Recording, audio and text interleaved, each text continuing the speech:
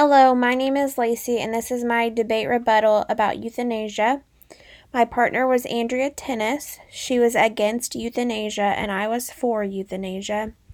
This presentation contains some statements that she made about euthanasia, and then some other things that the general public state in their argument against euthanasia as well.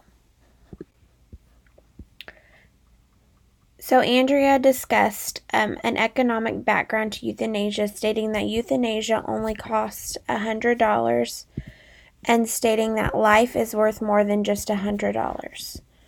So from my research, I found that this $100 is for pets, and I set my link right here for everyone to see and can search that. And euthanasia will actually support a growing economy in the healthcare field and society. It lessens a family's hospital bills. So determining that if a patient is competent enough to make that decision, they can save weeks upon weeks of medical treatment. Hospice care is very expensive, and depending on the type of insurance that the person has, they may be leaving their family with ginormous medical bills that can never be paid off. And then euthanasia is seen as a cost reduction. Healthcare is growing, but yet we still have less hospital beds, and nursing staff is very short. There's not enough nursing staff the way that it is, so euthanasia can be seen as an outlet for those patients that are competent enough to make their decision to end their life the way they choose. This frees up more resources for those that are not terminally ill. Another argument Andrea presented was about healthcare workers, and it puts them at risk by taking a life. I really don't like the words using taking a life because it gives off a sense of murder, that one is making the decision to take another's life. Euthanasia is not murder. Euthanasia is decided by the competent patient only, as long as specific requirements are met. And I did state those requirements in my first debate video. And euthanasia can cause medication errors. This is not unknown. Say it's a case when it's taking place in the hospital in which the nurse or the doctor prepares the medication. Medication errors can happen, but there are kind of roadblocks, is what I call them, that can prevent medication errors. This really doesn't differ from any medical situation that takes place now. Say it's a code blue, a medication error can easily happen during a code blue. A medication error can happen on the floor with a patient that's not terminally ill. But we do have roadblocks in place to kind of prevent medication errors from happening. Another argument against euthanasia is competence. Many arguments against euthanasia state that how can a doctor determine one's competence and what makes one competent.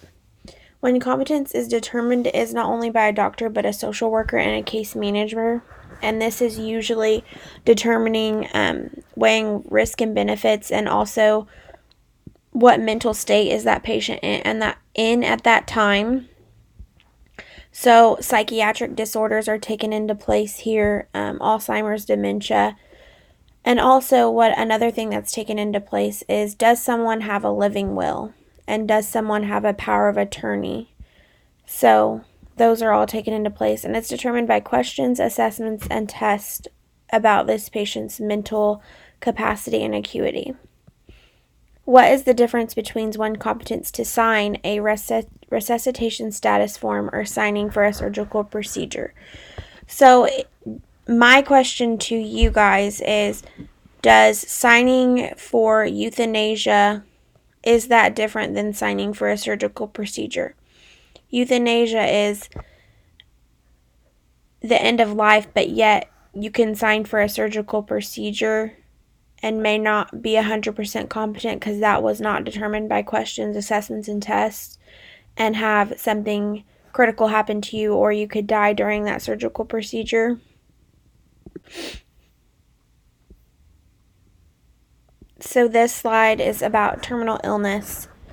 Other arguments against euthanasia state, how can a doctor know how long a person can live to determine if euthanasia is appropriate for this patient? So, again, those diagnosed with terminal illness make the choice themselves. It's not something that the doctor decides for them, that this patient isn't going to make it, so we're just going to administer this medication to end their life. That's not what euthanasia is. Euthanasia is something that is determined by the patient and their family as long as they meet all of those previous requirements. Science has progressed enough to determine when death can occur from terminal illness. A terminal illness is something, a disease process that will lead to death within 6 months. An example here is amyotrophic lateral sclerosis, also known as ALS. It is a disease that becomes terminal. So this can last for many years. Motor neurons in your brain and spinal cord break down and die, essentially paralyzing the patient from the toes up. In this case, the patient can live a couple years before the loss of breathing. So in this case, you could be diagnosed with ALS and be fine for 3 years, and all of a sudden your condition deteriorates quickly. And, the doctor's predicting that you have 3 weeks to live because, you're completely paralyzed. You're not speaking to us. You're not moving anything on your own. So say this patient has a written living will that's been notarized that will state he wishes to undergo euthanasia once his ALS has progressed to the point where he can no longer physically move himself or speak. So this can be determined prior to the final stages when the patient is competent to make his own decisions, and because ALS is a terminal illness.